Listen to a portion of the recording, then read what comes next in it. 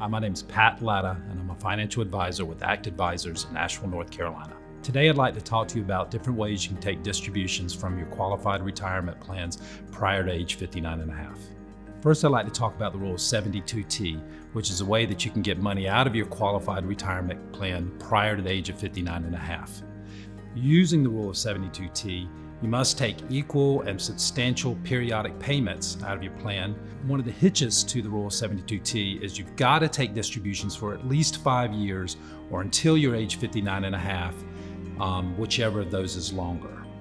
So the amount of your distribution is a complicated formula, and it's meant to spread distributions over the course of your lifetime. As an alternative to the rule of 72T, there's also the rule of age 55, where you can take distributions out of your retirement account, again, before age 59 and a half. In order to take advantage of the age 55 rule, you either have to have quit, been fired, or retired, and you have to have reached age 55, because if you're age 54, that's not going to count. But once you reach age 55, if you're no longer working for your former employer, then you're allowed to take penalty-free distributions from your retirement account prior to age 59 and a half.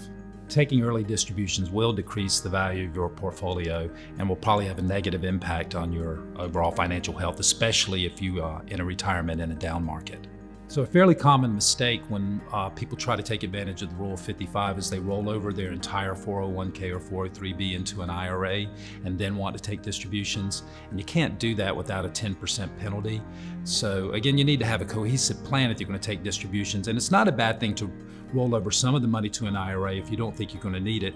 But any of the money that you think you might need to bridge the gap between age 55 and 59 and a half should probably be left in your 401k or 403b plan.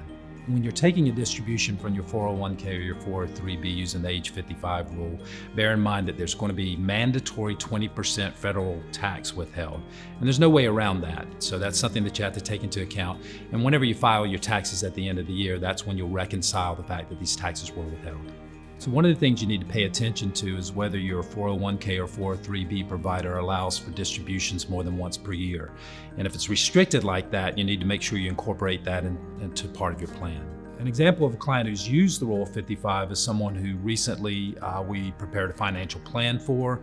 We determined how much money was going to be needed from the time they were 55 into 59 and a half when they could start taking penalty-free distributions from their retirement account.